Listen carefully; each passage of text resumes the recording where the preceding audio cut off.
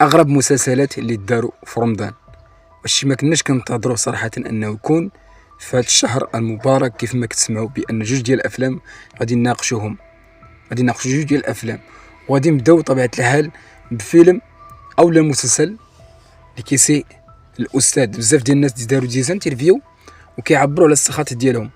انا شفت ديزاين انترفيو ديال اساتذه اللي كيقول بان فعلا اش هاد المستوى لينا واصلين ليه، يعني ممثلين كياخذوا واحد مبالغ نية كبيره باش انهم يأديو هذا الدور. يضرك خاطرك ما كتشوف واحد المسلسل ما كيصيفط واحد الميساج اللي هو زوين، بالعكس هو كيعاير الاستاذ. فكيفاش غادي تكون ردة الفعل ديال التلميذ داخل المدرسه ملي غادي يشوف هذا المسلسل ديال الاستاذ كطيح الكرامه ديالو لتحت؟ يعني هذا الشيء غريب ان نشوفوه. يعني حتى رمضان اشنو بغاو يوصلوا الاستاذ؟ يعني واش انت ما عندكش قيمه؟ واش ما عندكش الدور في المغرب؟ ما عندكش الدور في هذا الجيل اللي كتقريه؟ يعني اسئله عده اللي كتطرح. احنا عارفين كلنا بان الممثلين ربما كتجيهم واحد الفرصه باش انهم يمثلوا واحد الفيلم، كياخذوا عليه مبالغ طبيعه الحال اللي هي خياليه اللي كلكم كتعرفوها، ولكن كيتعمدوا انهم يمثلوا ولا يديو هاد الدور. انا ما كرهش اي واحد ولا اي ممثل نطرح عليه هذا السؤال هذا، ربما غادي يجاوبني على تفاصيل عده. وما كرهت اي واحد اللي غادي يسمع الفيديو هذا الا عندك شي معلومه على هذا الشيء اللي كنقوله، ربما شي واحد فيكم غادي يجاوبني في التعليق. وغادي ندوزو للمسلسل الثاني اللي دار واحد الجاليه كبيره بزاف، كيدوي على واحد الشخص اللي داير كله الوشام.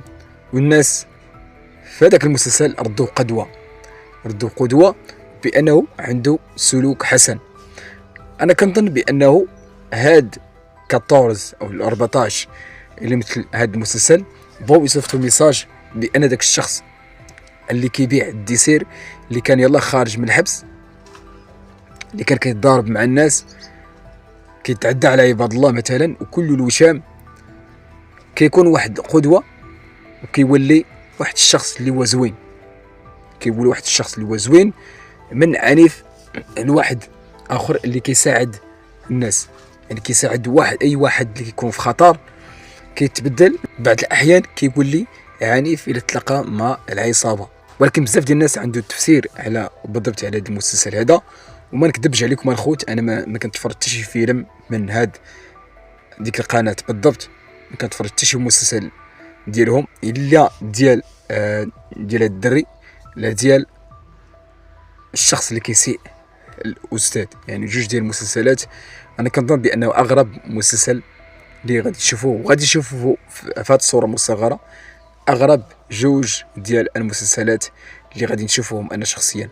كاين واحد فيلم اخر ربما نسيناه غادي نذكره من بعد، ولكن كيف ما قلت لكم الخوت المسلسل ديال 14 زعما ما كتسمعوا كيبينوا لنا واحد الشخص بانه قدوه وبانه زوين. يعني ما عرفتش بالضبط شنو بغاو يوصل لنا في هاد جوج ديال الافلام، ومنهم هاد 14. يعني بزاف ديال علامات الاستفهام اللي كيطرحوا في هاد المسلسلات هادو اللي كيتحطوا بالضبط نهار رمضان. واللي عنده الخوت شي تفسير يكتبوا ليها في التعليق باش نزيدوا نعرفوا بزاف ديال الحوايج.